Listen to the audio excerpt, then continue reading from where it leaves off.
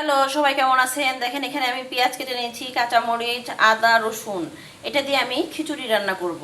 আর সাথে আমি এই যে গরুর মাংস রান্না করা ছিল, এই মাংসটা দিয়ে খিচুড়ি রান্না করব।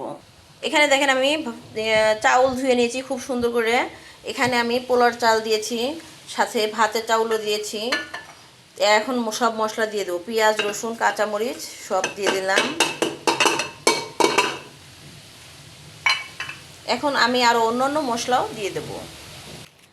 এই তো দেখেন আমি এখানে তেজপাতা দিয়ে দিলাম, দারুচিনি দিয়ে দিলাম। এর সাথে এখন আমি অ্যাড করে দিয়েছি এলাচ গুঁড়ো করে রেখেছিলাম, সেটা আমি দিয়েছি। সাথে হলুদ দিয়েছি, জিরে গুঁড়ো দিয়েছি। এখন লবণও দিয়ে দিয়েছি, আদা থেতলে দিয়েছি। এখন আমি পরিমাণ মতো তেল দিয়ে দেব। যারা যেরকম তেল খান সেরকম ইউজ করতে পারেন। আমার এই বোতলটা আজকে শেষ করে দিলাম। তো এইটা এখন আমি হাতে মেখে নেব।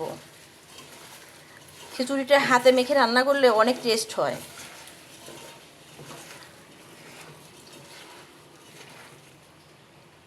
এই তো দেখেন খিচুড়িটা আমি হাতে মেখে বসিয়ে দিয়েছি একদম পানি দিয়ে। এই যে দেখেন কত সুন্দর টকবকে বলক উঠে গেছে।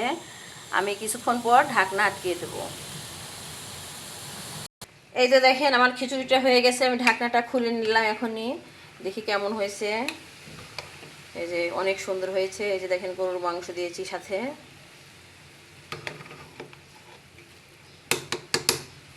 এখন আমি এটা নামিয়ে নেব। একদম হয়ে গেছে।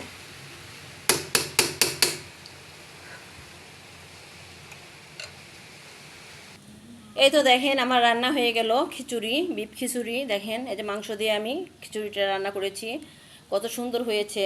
ঝড় বৃষ্টির দিন খিচুড়ি না হলে কি চলে? দেখেন খিচুড়িটা খুবই সুন্দর হয়েছে দেখতে, খেতেও খুবই টেস্টি। তো আমার এই ছোট্ট ভিডিওটা যদি ভালো লেগে থাকে আপনারা লাইক কমেন্ট শেয়ার করে পাশে থাকবেন। আল্লাহ হাফেজ।